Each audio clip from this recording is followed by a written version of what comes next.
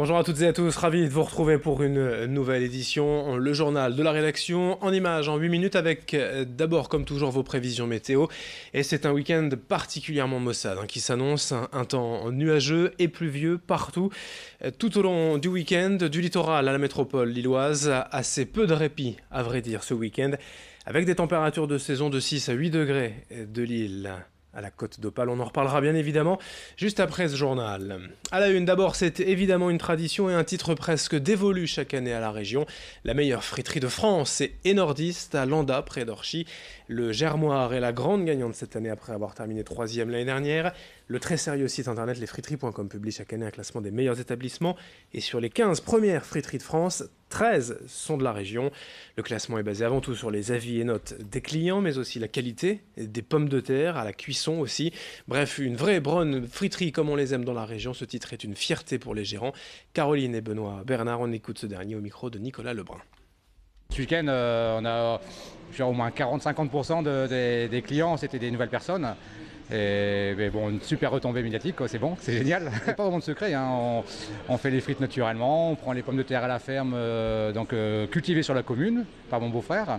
On fait dans le gras de bœuf, on cuit au gras de bœuf et les graisses changées très régulièrement. J'ai beaucoup de clients qui redécouvrent les frites.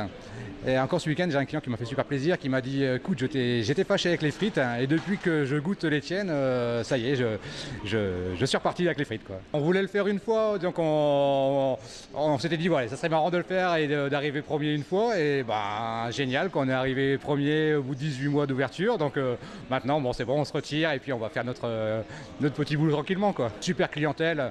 C'est eux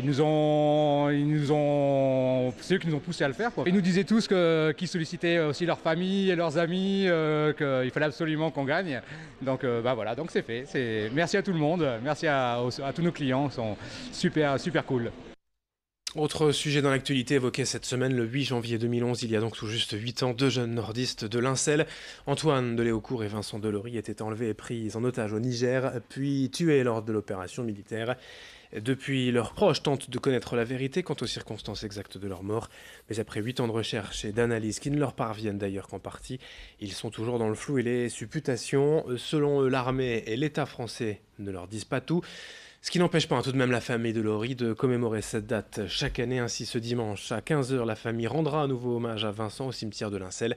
Aujourd'hui reconnu en tant que victime du terrorisme, ses parents ont tout de même tenté aussi de lui obtenir la Légion d'honneur, sans succès pour l'instant. Vincent Vieillard a pu interroger la maman de Vincent Delory. Même si on était un peu plus considéré et accompagné, c'est une chose qui on l'aura jusqu'à notre décès, et voir les petits-enfants aussi, parce qu'ils ont été marqués, et les enfants, les petits-enfants, et c'est quelque chose, quoi qu'on nous donne, quoi qu'on nous accompagne, mais ça nous aiderait quand même.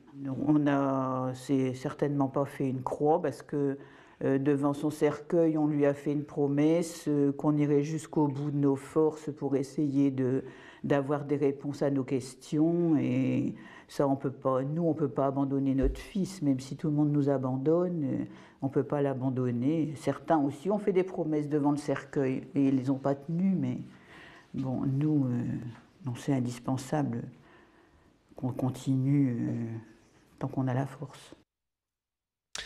On enchaîne avec toute autre chose, le grand angle de la rédaction, le portrait du jour, celui d'un pompier musicien, Fred Strelzik, et ses acolytes du groupe Dageist depuis 4 ans. Ils ont publié un premier album en 2016 et écument les bars et salles de spectacle. Ils se sont fait un nom dans la région depuis ces années sur la scène New Wave. Idil Gunay l'a rencontré.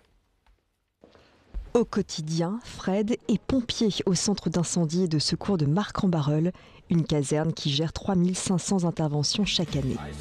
Cette vocation, le nordiste la conjugue avec sa passion de la musique, car Fred est aussi le guitariste et bassiste du groupe Dageist.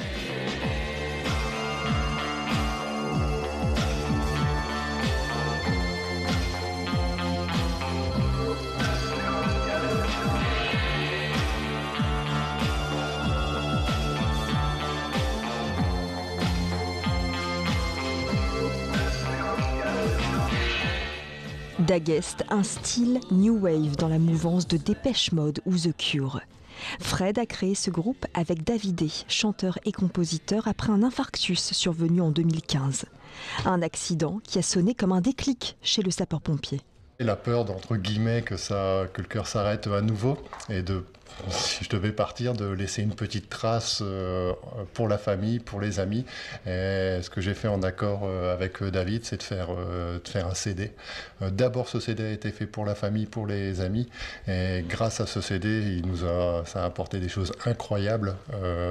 Notamment une tournée un peu partout en Europe et surtout des super contacts humains. Il faut savoir parfois lâcher prise et écouter ses envies, ses passions et savoir réaliser ses rêves également. Tout mettre en place pour y arriver. Un rêve qui s'est concrétisé avec l'album intitulé 40 et des concerts donnés à Barcelone, Londres ou Milan. En 2017, c'est à l'aéronef de Lille que D'Agest s'est produit en première partie du groupe T21, Trisomie 21. Je l'ai dit à Fred dès qu'on s'est rencontrés, un de mes rêves, ça serait de faire la première partie de T21, mais à l'époque, ils avaient arrêté un peu la musique et donc on n'y croyait plus trop.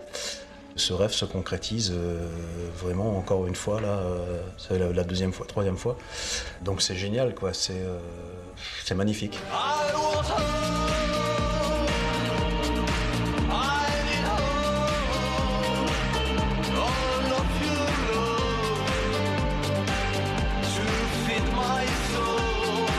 Fred et Davidé préparent le deuxième album du groupe D'Agest. Le rêve continue.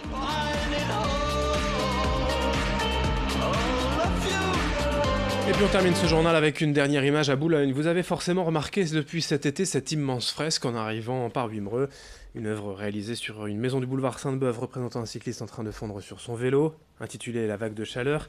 La fresque vient d'être classée parmi les 18 plus belles œuvres de street art au monde en 2018 selon le site néerlandais Street Art Today. Celle-ci est donc signée de l'Australien Fintan Maggie. Elle a été réalisée en à peine 2 jours en août dernier lors du festival de street art qu'organise la ville. Une fierté pour Boulogne et la preuve que l'on peut faire parler de la ville de bien belle manière grâce à l'art urbain.